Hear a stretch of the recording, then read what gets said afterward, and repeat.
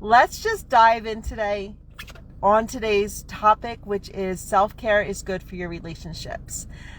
I often hear, like one of the myths surrounding self-care is that it's selfish, that in order to take time out of your day or take time out of your routine to spend on you can feel selfish, especially if you hold that belief. And so today, as part of busting that myth, I want to talk about all of the ways that self-care is actually one of the best things that you can do for your relationship.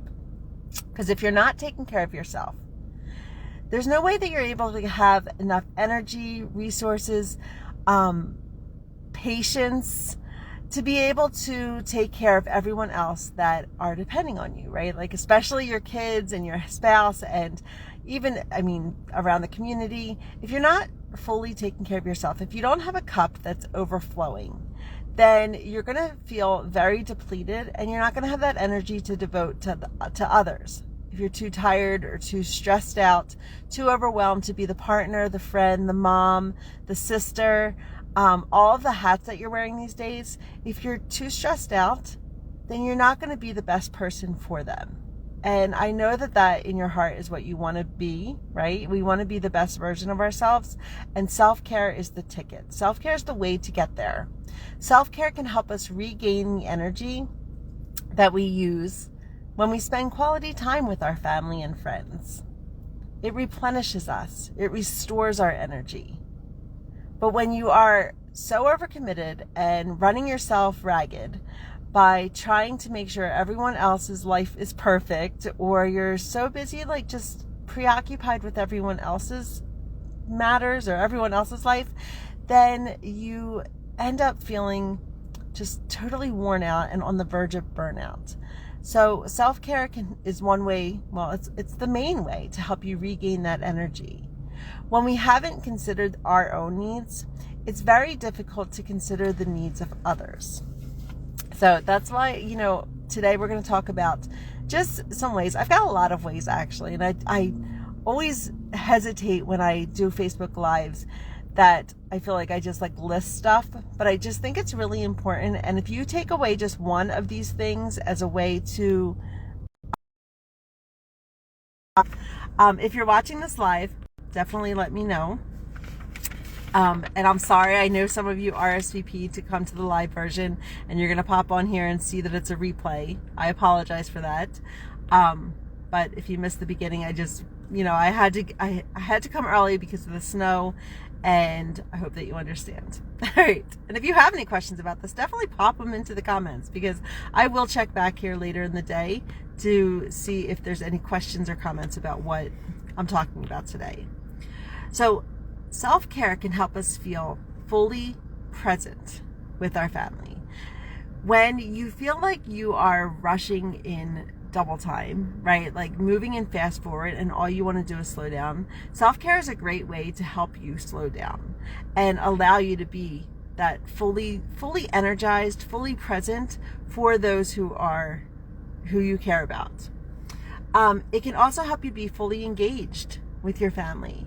When you're taking time out of your day to focus on yourself, to take care of yourself, to do what you need to do for yourself, that means feed yourself properly, get the sleep that you need, making sure that you are challenging yourself, right? Next week, I'm going to be doing the self-care challenge, and we're going to be, or if you're listening to the podcast, it's this week, right? Because this episode will drop on Monday, but the self-care challenge that's happening in the Moms Without Capes Facebook group is a great way to help you discover what self-care is for you and realize that it's absolutely possible to make time for yourself.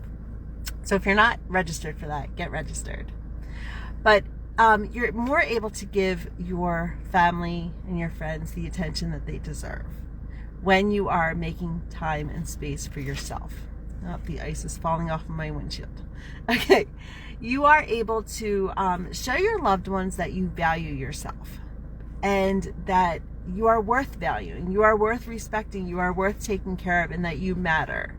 And when you are showing them that, you're going to get the respect and the treatment that you deserve.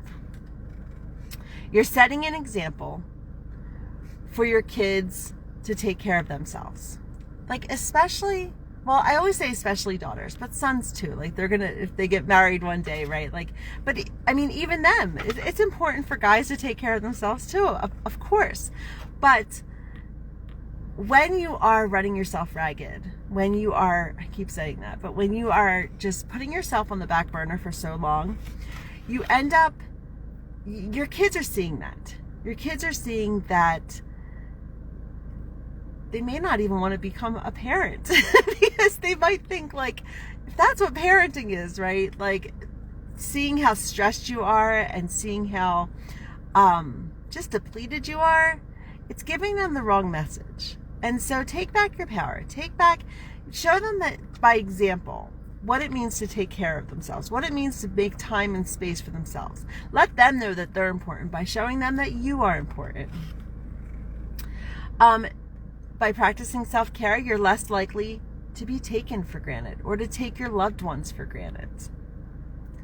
You're more likely to be patient and understanding with your loved ones because you're giving yourself what you need. You're making that time and space for yourself. And so many moms who I've worked with that have started implementing self-care into their life have realized that their fuse got a lot longer. Their anger dissipated. They have felt more collected, more patient, more understanding, and just more able to deal with everyday stresses. And that's the power of self-care. You're less likely to feel resentful towards others. So back in the day, when I wore my supermom cape tight, I used to feel so resentful of my husband, who seemed to be so carefree, and he'd come home or he'd be down in the living room just like watching TV, watching football game, and I would start vacuuming, right, like clanging the dishes, like just to passively aggressively let him know, like, there's so much more to do, like, how dare he take the time to rest. And it built up a lot of resentment. And until I started recognizing the power that I held, like that I had the ability to practice self-care, that I didn't have to do all of those things, that I could set up healthy boundaries and take time for myself. Like, until I started doing that resentment was really creating a wedge in our relationship. And so by turning the tables and learning how to set boundaries, how to let go of the perfectionism, the people pleasing, the unrealistic expectations that are keeping you trapped, that were keeping me trapped, I was able to let go of that resentment as well. And I hope you discover that too, if you're feeling quite resentful towards your loved ones. You're more likely to handle conflict in a healthier way because self-care helps you build up those coping skills. It really does allow you to find healthier ways to cope with the stress. Now, I can't guarantee that your stress is going to go away. And stress is really just your view of the situation. Like, just think about it. A single event can create stress for one person, and another person can totally look at it a whole different way. And so I'm not guaranteeing that your stress will go away, but we definitely will. If you decide to work with me, we definitely will look at those thoughts that are happening, that perspective, and find some ways to overcome that negative thinking. So that in itself is a healthier way to cope. And self-care includes coping skills, right? And so when you start practicing self-care and you gain that momentum to be able to take care of yourself in better ways, those coping skills will develop. You're more likely to feel happier and fulfilled in your relationships. So, like I said in the beginning, self-care can so often feel like selfish, right? Like that you're taking time for yourself. And so when you start practicing self-care, when you start putting yourself off of the back burner and onto your to-do list, you will notice that you approach your relationships differently.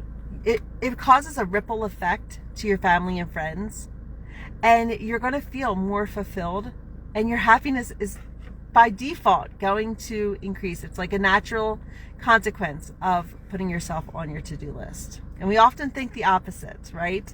And so that's why I came on today, because I wanted to share with you, like, how many ways self-care is great for your relationships. But the title is good for your relationships, but it's actually great for your relationships. And so knowing that when you take time for yourself, you are doing a huge service to your family and friends. It improves your mood, your demeanor, improves your quality of life by far. Hey, Holly, I see that you're watching. So definitely, if you haven't enrolled in the self-care challenge, and Holly, I know that you are registered, you're in again, so I'm excited that you planned it, that you are joining us. But just, I want you to just take something away from this video, something that, or this podcast episode, if you're listening to it on the Repurposed podcast. But I want you to realize that self-care is so much bigger than yourself.